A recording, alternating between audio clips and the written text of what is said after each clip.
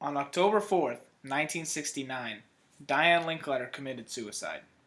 She jumped off the Shoreham Towers and fell 6 stories to her death. Although the news of this death stunned the American public, the many deaths that resulted from the dangerous drug culture of the late 1960s makes Diane Linkletter's death seem almost inevitable. During this time period, many young people rebelled against society and formed a counterculture. This new left focused on freeing itself from societal constraints. Many of their protests were focused on the Vietnam War.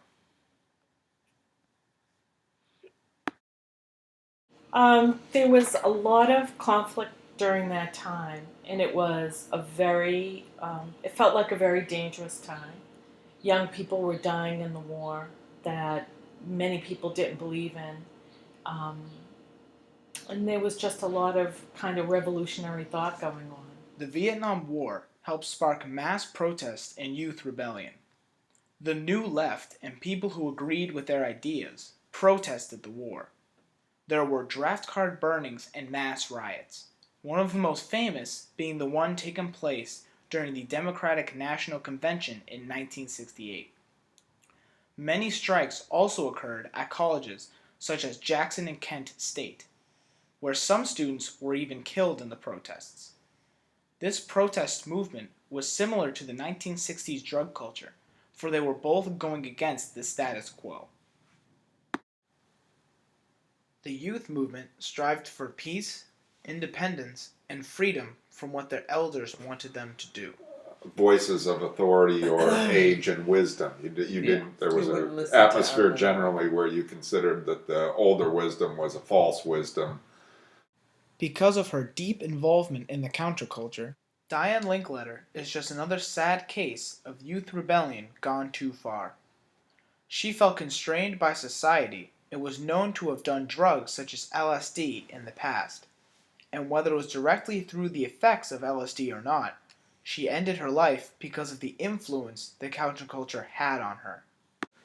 Yeah. But at that time everything was controversial. I mean, we worked at being different. College students strove to question and be different. So it was everywhere. Thoughts that, it was a huge time of change. It was a period of time when everybody was questioning everything from music to sexuality, drugs. Our parents didn't understand really anything that was going on, and I think the generation gap was huge. The assumption made by the general public that LSD played a direct role in her death shows Art Linkletter's influence on the public's opinion. Art Linkletter, Diane Linkletter's father, was a television star with his famous show Kids Say the Darndest Things. Art Linkletter's popularity allowed him to have a substantial influence on American society. Because people had such an emotional connection with Art Linkletter, they responded to his message.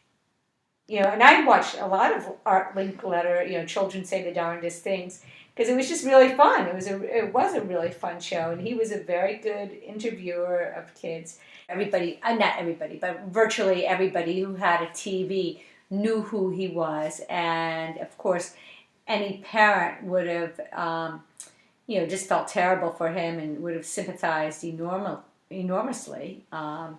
And connected with his pain, so he would have had that connection.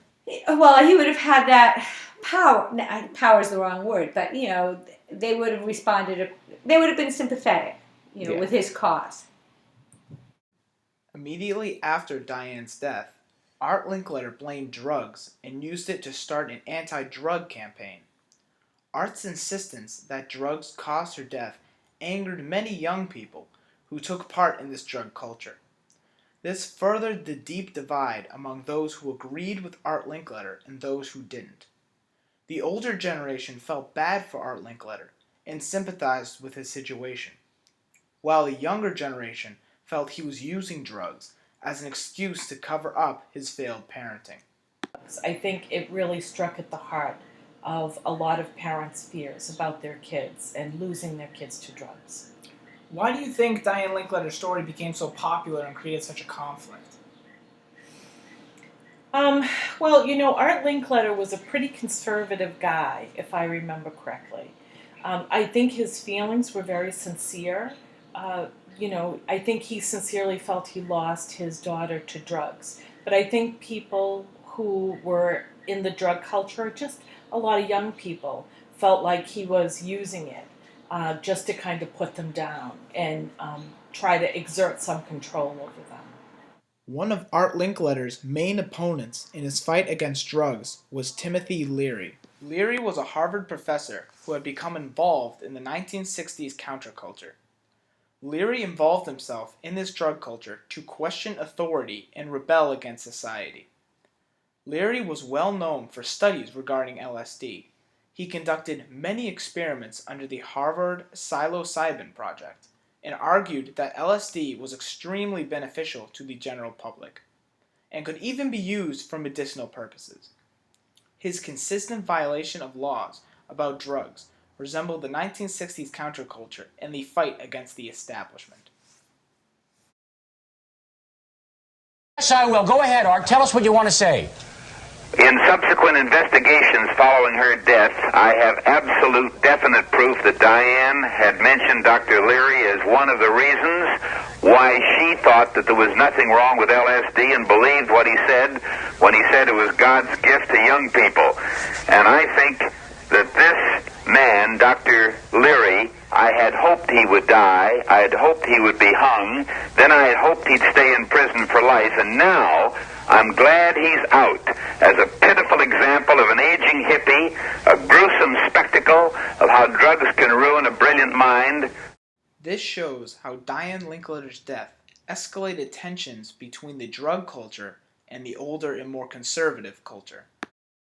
Such things as Grace Slick and the Jefferson Airplane and the rock group singing the songs of drugs, people who were like Ginsberg the poet, and even Aldous Huxley in his Doors of Perception was talking about the glories of drug abuse. It was a drug world, but Timothy Leary happened to be an intellectual, university-based guru and gave the youngsters a kind of a rallying point. They weren't just talking about hippies, they were talking about an intellectual leader, and he, who was, by saying these things, was giving them an additional argument for experimentation in this tremendous time of the 60s. Your business. No, it is my there business. There happen to be 60 million people in this country who like to smoke marijuana, and it's none of your business or the business of the government to be Doesn't harassing society us. have the right to protect itself against people like you or against drug takers? Seriously.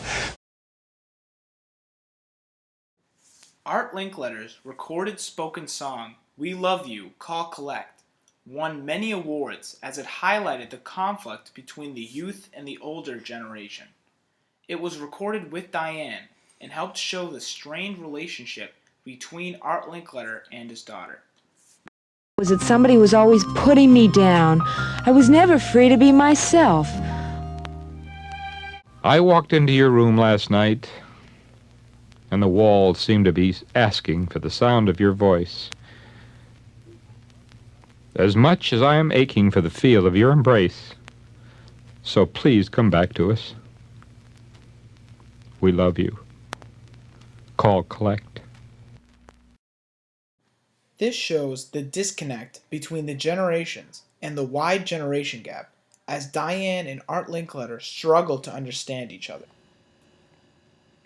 Diane Linkletter's suicide seemed to be an isolated event, but it clearly supports how dangerous the culture of the late 1960s was, as it resembled the widespread drug use and the youth rebellion against society, as well as the conflict between the counterculture and the older generation. And you is worth saving, and you better start swimming or you'll sink like a stone, or the times they are a-changing.